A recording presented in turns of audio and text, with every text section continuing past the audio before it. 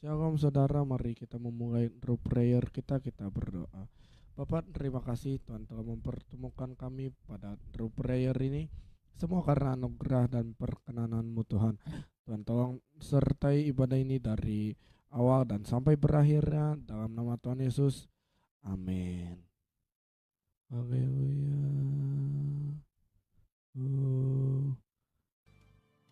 Menyembahmu seumur hidupku, memujimu Tuhan sepanjang usiaku.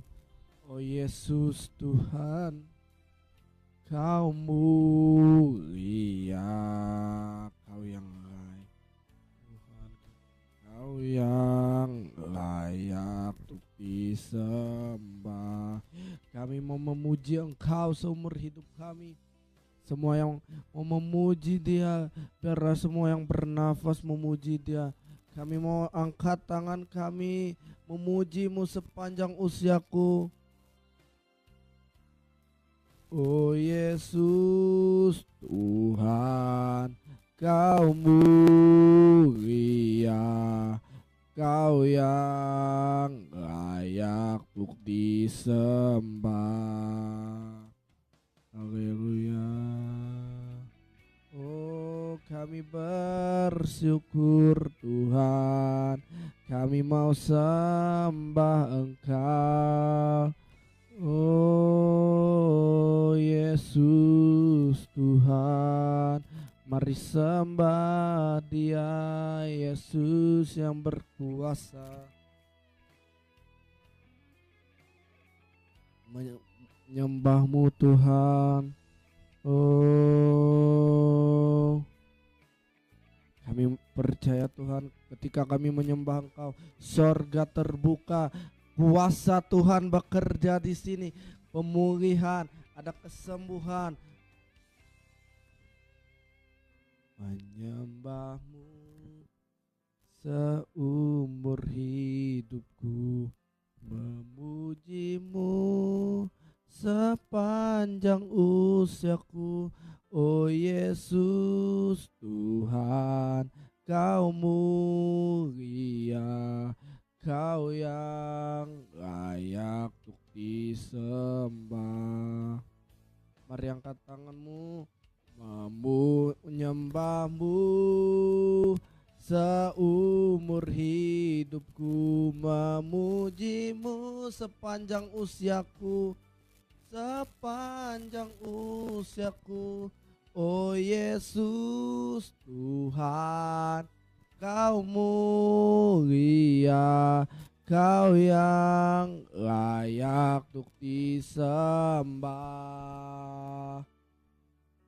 Oh Yesus Tuhan, Kau mulia, Kau yang layak untuk disembah.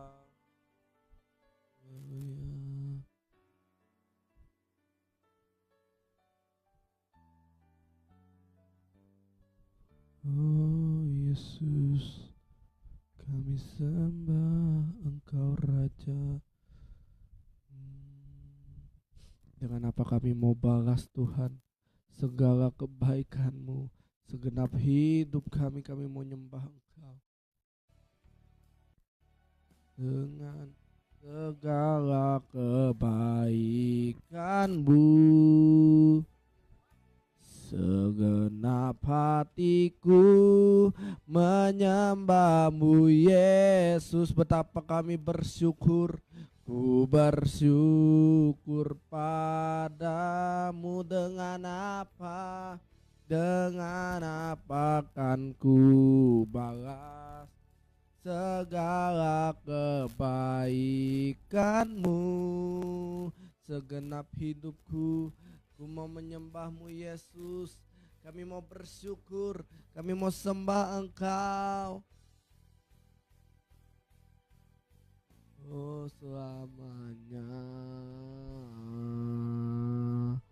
Haleluya, kami sembah Engkau. Terima kasih Tuhan, Kami mau sembah Engkau sebab nggak ada lain yang bisa membalas kasih-Mu. Kami mau sembah Engkau, kami bersyukur, kami mau senangkan hati-Mu.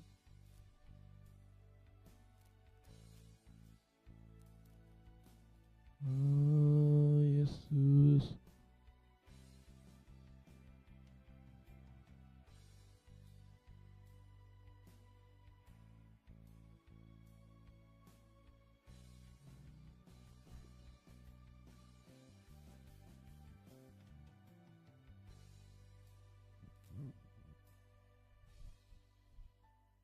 Apa akan balas segala kebaikan-Mu? Karena kami mau sembah Engkau, Yesus. Ku bersyukur padamu, kenapa kan ku balas segala kebaikan-Mu, kebaikan-Mu. Segenap hatiku menyembah-Mu, Yesus. Ku bersyukur padamu, dengan apa kan ku balas segala kebaikan-Mu. Segenap hatiku menyembah-Mu, Yesus. Ku bersyukur padamu, dengan apa kan ku balas segala kebaikan-Mu. Segenap hatiku menyembah-Mu, Yesus. Ku bersyukur padamu selamanya. Oh,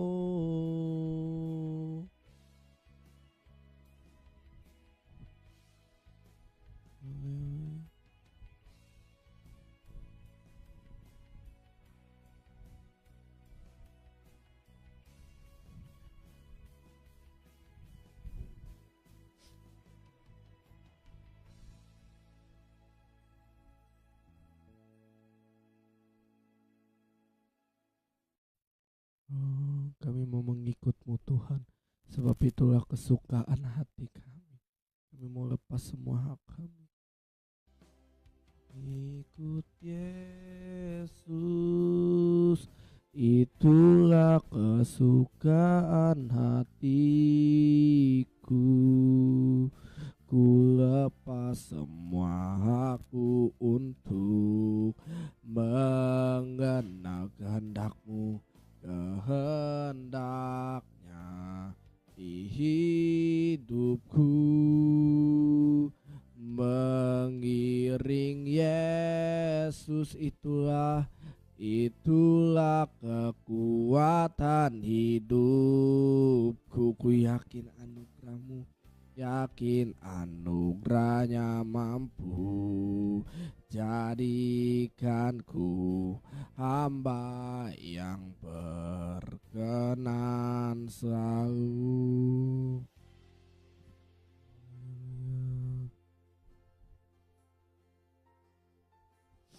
Kami mau mengikut-Mu Tuhan, sebab pengikut-Mu itulah kesukaan terbesar bagi hidup kami. Kami mau sembah Engkau. We worship You. Haleluya.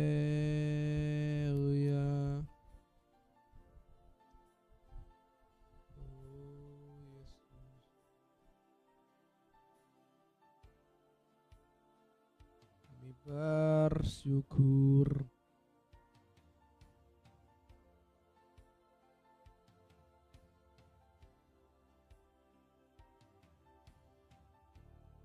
Kami mau mengikut-Mu Tuhan, Yesus. sampai akhir hidup kami. Kami mau senangkan Engkau sampai akhir hidup kami. Kami mau menyembah Engkau. Mata kami tetap memandang-Mu. Kami adalah anak, kami adalah hamba yang berkenan padamu. Kami bersyukur. Thank you Lord. We worship you.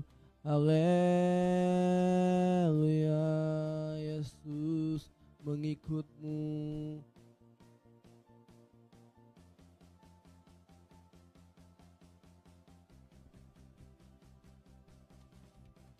Mengikut Yesus, itulah kesukaan hatiku. Ku lepas semua hakku untuk mengenal kehendaknya di hidupku.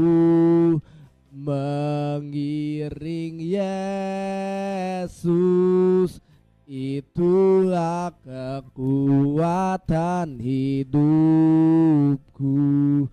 Ku yakin anugerah-Mu mampu jadikanku hamba yang berkenan selalu.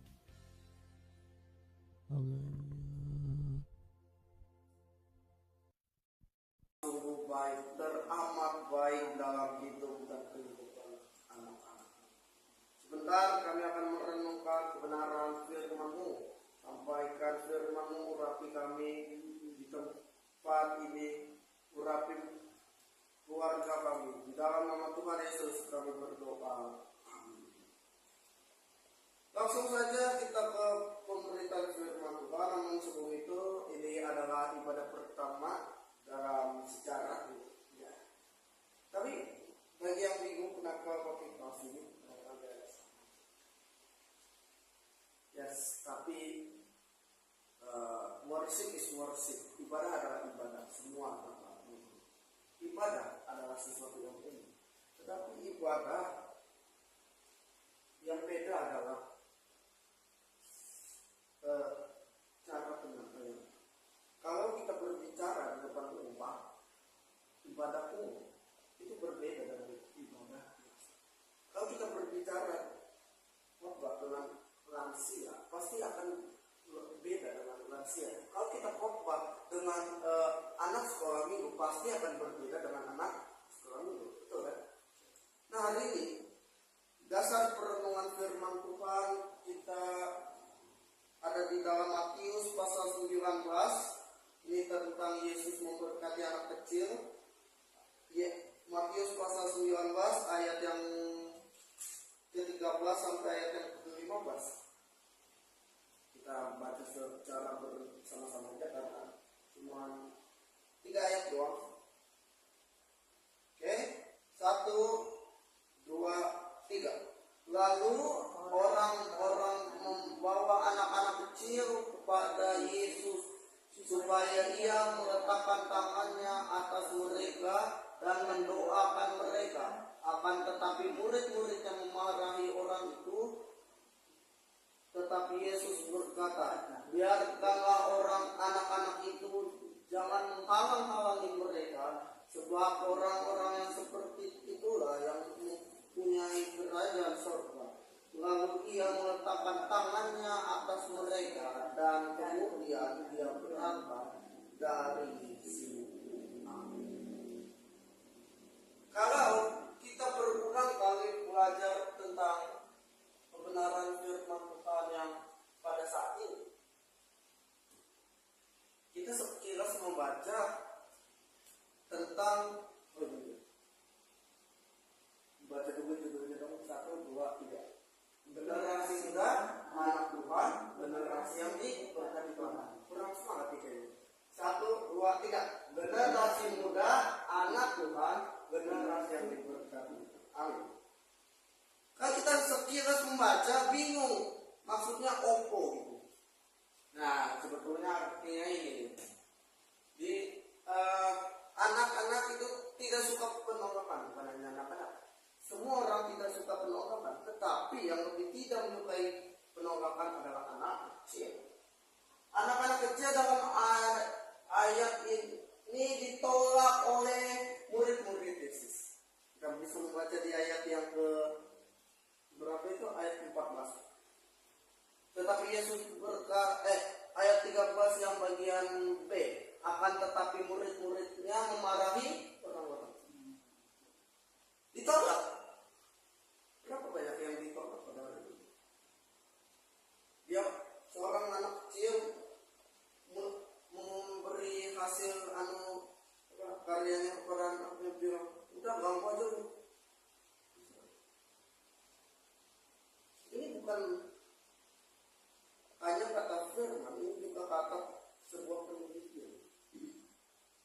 Penelitian berkata bahwa anak-anak suka. Makanya kalau ada orang caper cari perhatian, dibilangnya apa? Kayak anak kecil. Dan benar, anak kecil adalah anak yang haus akan yang namanya pengakuan dan juga tidak suka tertolak. Nah, respon Yesus di sini apa? Biarkanlah anak-anak itu jangan halang-halangi mereka. Sebab orang-orang yang seperti itu yang mempunyai kerajaan. Dan sebetulnya ayat ini kurang lengkap. Kenapa? Karena di ayat Lukas 18 ayat 17b lebih jelas gitu. Sebab sesungguhnya barang siapa tidak menyambut kerajaan Allah seperti seorang anak kecil, ya tidak. Anak kecil itu gimana sih? Nah ini kita lihat. Oke. Kita baca yang bagian bisa, kalau tidak bisa nanti translate. Remember this, whoever does not receive the kingdom of God like a child will never enter it. Remember this, whoever does not receive the kingdom of God like a child, perhatikan, will never enter it. Artinya, ingatlah barang siapa tidak menerima kerajaan Allah seperti anak-anak ini, apa? Dia tidak masuk ke dalam kerajaan Allah. Anak kecil itu seperti apa? Yang pertama, hati yang tulus. Kalau di mau dimanapun tempatnya seramai apapun, kalau udah manggil nama bapaknya, emaknya, dipanggil Pak, gua lapar Pak, mau di mall, Pak mau beli mainan. Senjata paling utama anak kecil apa? Nangis, betul kan? Mau beli mainan, nggak ada duit. Yang kedua adalah hati yang kalau anak kecil berebutan mainan,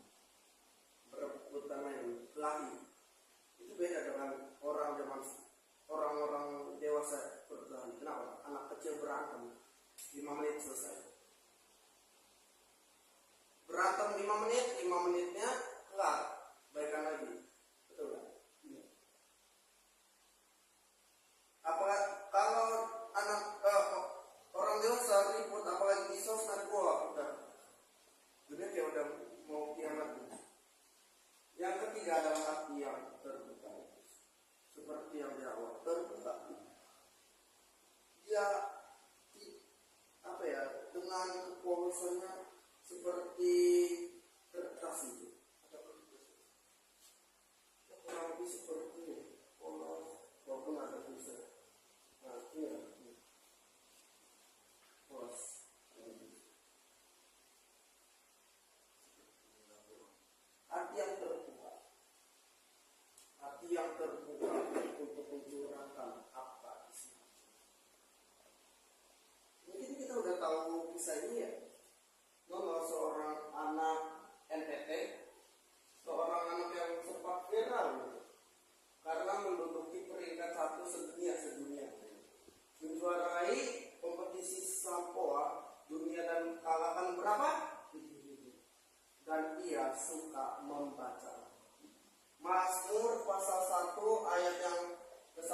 sampai ayat yang ke 3 berkata apa?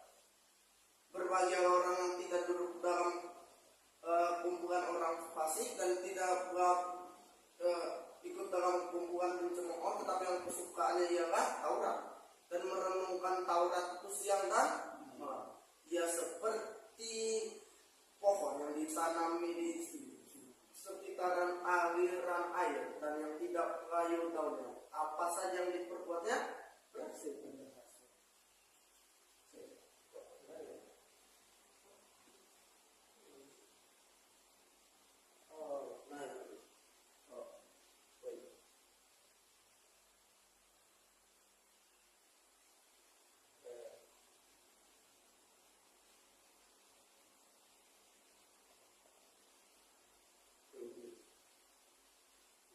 Mazmur 1 ayat 1 sampai 3 sudah digenapi dalam diri seorang anak ini.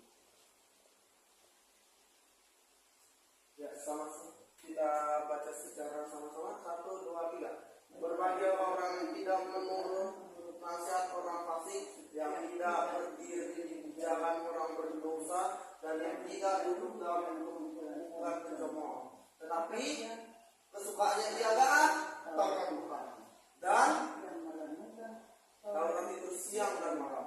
Ia seperti pohon yang ditanami di tepi aliran air, yang menghasilkan buah pada musimnya, dan yang tidak apa saja yang diperbuatnya.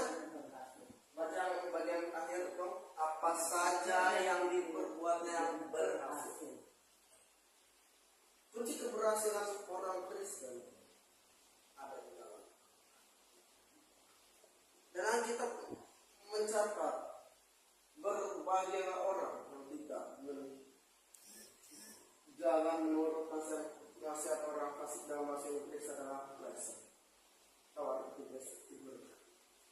Jadi intinya diberkatilah orang yang tidak berjalan menurut nasihat orang fasik, berbahagialah orang yang tidak berdiri jalan orang berdosa, berbahagialah orang yang tidak duduk dalam kumpulan pencemooh, dan diberkatilah yang kesukaannya ialah Taurat Tuhan, dan ia yang merenungkan Taurat itu.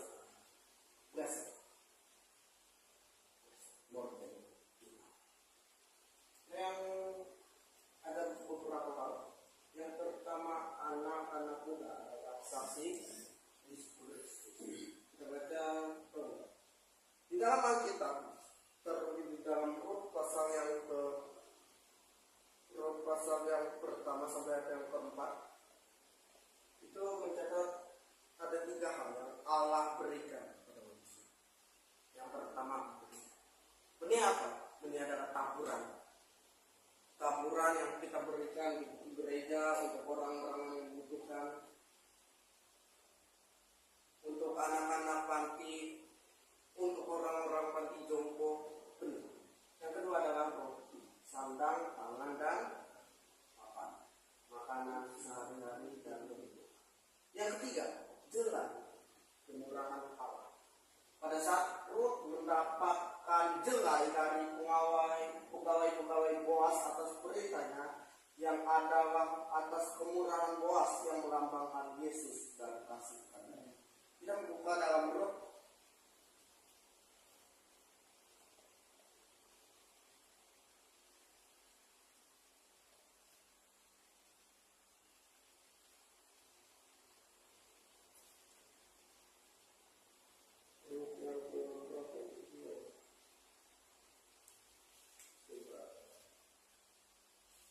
kita baca Rut 1 dulu. Rut 1.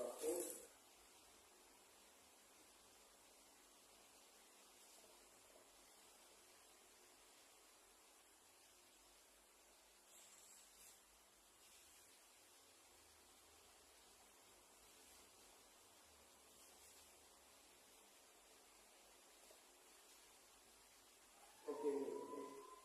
1 ayat 19 sampai 20.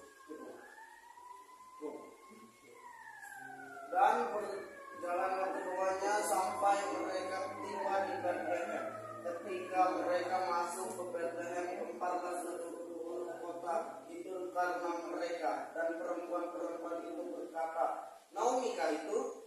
Tetapi ia berkata kepada mereka, jangan sebutkan aku Naomi, sebutkan aku Mara, sebab Yang Maha Kuasa atau Allah telah melakukan yang baik kepada. Oke, berhenti sampai dia situ. Dia berkata, jangan sebut gua lagi Naomi, tapi sebut gua Mara. Tuhan melakukan yang baik kepada Tuhan.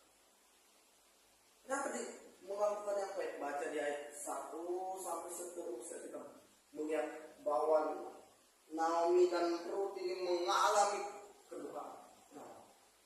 Suami dan anaknya meninggal. Suaminya meninggal beserta.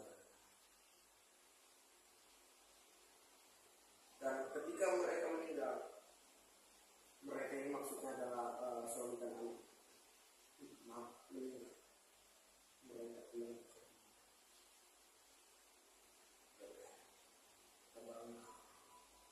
Tapi ya baca dari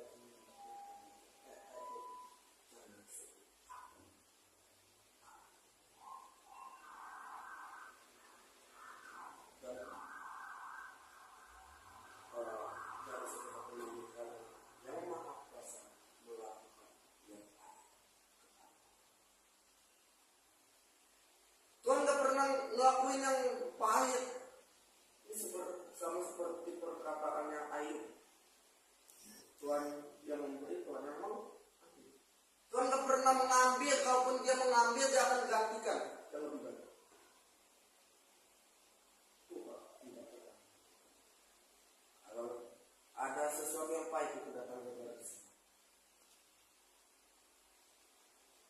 Ketika Petrus berjalan di atas air, sebelum jalan itu kan Tuhan nyuruh mereka itu menyingkir gitu. Dia doa sendiri. Tahu nggak Yesus ada pada Yesus? Tahu. Tapi kenapa Yesus biarkan? Terkadang di dalam hidup ada sesuatu hal yang menyakitkan, ada sesuatu hal yang rasanya kok gak adil banget ya Tuhan. Tetapi ketika Yesus ada di situ, padanya masih ada. Tapi ketika Yesus naik ke atas perahu itu, dikatakan badai itu selesai. Allah memang ada, tetapi ketika kita percaya kita membaca dalam Rut pasal yang lanjut ke yang tadi ayat pasal 60.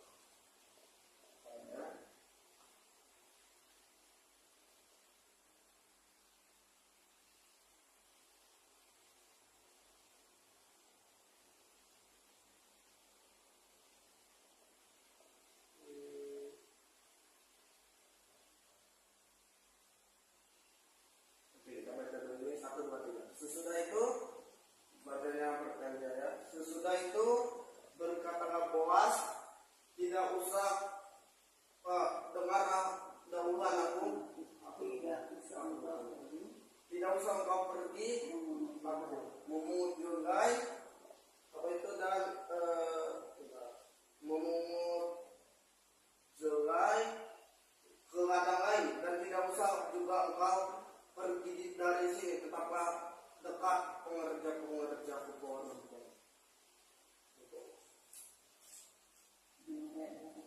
Ayat 9. Lihat saja teladan yang sedang disabet orang itu, ikutilah perempuan-perempuan itu dari belakang, sebab aku telah memesankan kepada pengerja-pengerja lelaki yang mengganggu engkau. Jika engkau haus, pergilah ke tempat tempayan dan minumlah air yang disedot oleh pengerja-pengerja itu. Lalu Rut menyembah dengan mukanya sampai ke tanah, maksudnya sujud, dan berkata kepadanya, mengapa enggak aku mendapat belas kasihan darimu, hingga Tuhan memperhatikan aku pada aku. Sampai di situ. Maksudnya apa sih? Kita tahu kisah Rut, mereka mengalami kedukaan, mengalami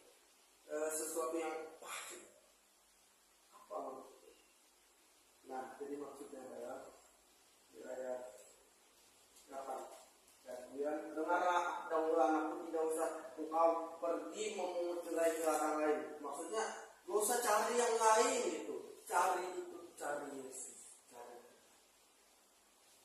Gak usah pergi ke yang lain. Gak usah pergi menyembah Allah. Kenali Allah Abraham, Ishak dan Allah yang berjalan melintasi semua, Allah yang rela mati. Ayat 9, lihat saja ladang yang sedang disabit. Maksudnya orang itu yang mengusahakan, bukan Ruth, tetapi orang mengusahakan Ruth yang menerima hasilnya. Sebab aku telah memesankan kepada pengerja laki-laki, jangan mengganggu kau, berkat perintah.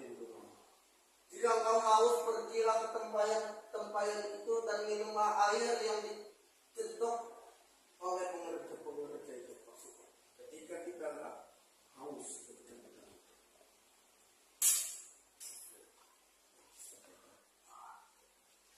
oke, kembali ke bawah. Dari kisah kita mau ada yang ketiga, yaitu kemurahan Allah. Kemurahan Allah itu dalam salah sangka bukan Allah murah, tetapi Allah murah hati, memberikan semuanya. Seperti dia tidak mengupayakan, dia tidak mau. Ketika dia haus, ambil dari tempayan. Next. 1, 2, 3. Sebab beginilah firman Tuhan kepada kaum Israel, carilah aku maka kamu akan hidup. Amin. Ketika Boas berkata jangan pergi kepada ladang lain, artinya jangan cari Allah lain, jangan menyembah atau sujud kepada Allah lain. Taurat mengatakan seperti itu, tetapi di dalam kasih karunia artinya hampir berkat penyediaan hanya ada dalam Yesus Kristus. Amin. Carilah aku, bukan Tuhan yang hilang, tetapi kita yang hilang. Kita membutuhkan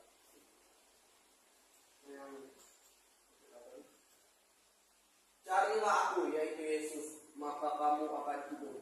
Kehidupan yang baik dan kuasa dimulai dari mencari Yesus dan menemukan siapa engkau.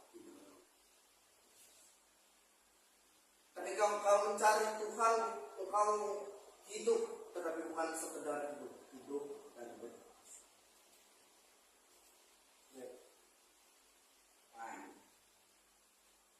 Perbedaan orang dunia dengan anak Tuhan yang pertama bekerja sama dengan orang tahu time is money. Orang tahu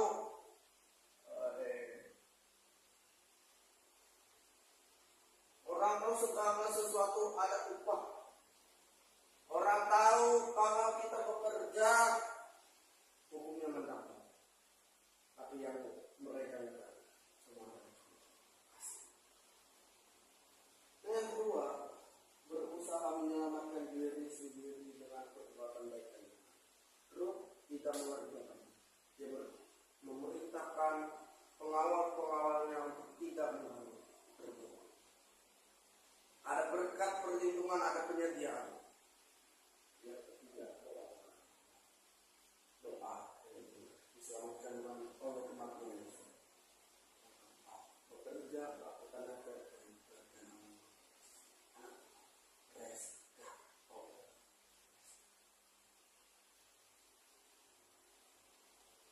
Yosua 21 ayat 45. Dari segala yang baik yang Tuhan janjikan kepada kaum Israel, tidak ada yang tidak dipenuhi, semuanya. Yang kedua, artinya dalam kasih. Kita buka Kisah Rasul pasal 2 ayat 42 sama-sama. Mereka bertekun dalam pengajaran rasul-rasul dan dalam persekutuan, dan mereka selalu berkumpul untuk mengerjakan dakwah. dan berdoa. Sama seperti apa yang dilakukan oleh gereja itu, memecahkan roti dan mereka bertekun dalam pengajaran rasul-rasul. 3.000 orang bertobat ketika mendengar khotbah Yesus. Hal yang sama ketika firman itu mungkin belum ada Tuhan masih butuh proses. Ketika dalam penciptaan Tuhan bisa langsung jadi semua bumi, langit, cakrawala bisa. Tapi dia tidak melakukannya. Kenapa? Dia butuh proses. Dia butuh proses, ada yang dijalani. Ketika manusia diciptakan, dia nggak langsung dia nggak pakai firman asal langsung jadi, tapi dia membentuk dari tanah, dia membentuk, menciptakan manusia. Dan barulah menghembuskan nafas ke dalam lubang hidung manusia. Dia menciptakan dengan tangannya, yang lain diciptakan dengan firman. Jadilah bumi maka bumi jadi. Jadilah langit maka langit jadi. Jadilah petang jadilah pagi. Itulah hari pertama. Kenapa jadilah petang jadilah pagi? Dalam waktu orang yang tidur. Waktu, kalau kita kan waktu dimulai dari 24:00 gitu, atau 00:01 WIB gitu. Tapi kalau mereka enggak, kalau mereka 18:01 WIB jam 6 sore itu waktu dulu. Jadi ketika Allah bekerja dari misal jam 6 sore, selesainya jam 6 sore juga. Agak bingung dengan waktu orang Yahudi. Nah, barulah di hari ke-7 kita dia beristirahat, bukan karena kita. Dia mengajarkan kita untuk bernis. Ketika manusia membuka, nggak usah dia meminta, nggak usah dia bekerja, mau makan ada apa aja, mau minum sungai banyak, minum air. Manusia kedua yang membuat kekacauan terjadi, yang membuat dosa terjadi. Siapa namanya? Hawa. Manusia kedua yang membuat kekacauan, manusia kedua atas perintah Tuhan. Kalau kita berbicara kala jengking, ular, hewan-hewan buas itu murah banget. Kenapa? Ketika hal itu terjadi, barulah mereka jatuh. Tetapi Allah melihat hal itu dan kacau, dan turun sendiri dalam rupa manusia, Yesus Kristus menjadi Allah.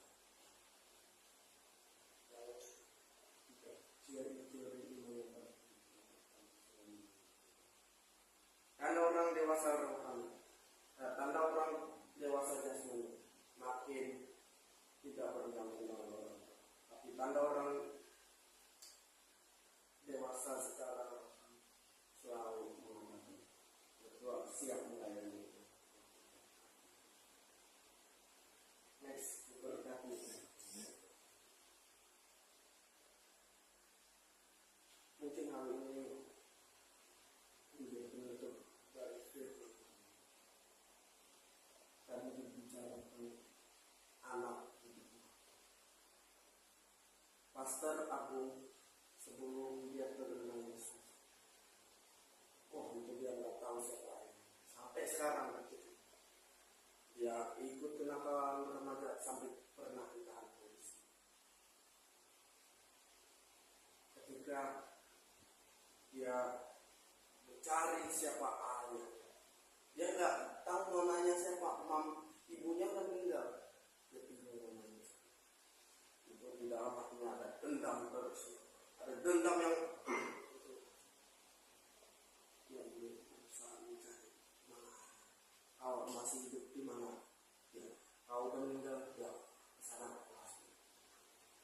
hidup, dia akan habisin itu.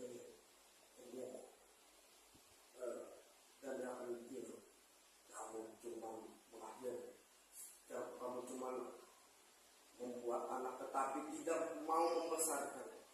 Tetapi ketika dia mengenal Yesus, ketika dia mengenal, mengerti, menerima Yesus, semua berubah. Kalau mungkin dia tidak menerima Yesus, dia tidak bisa berterima kasih.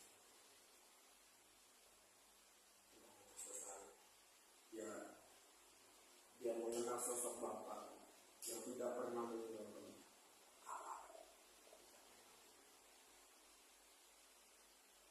Kita nyanyikan lagu tadi, Bapa.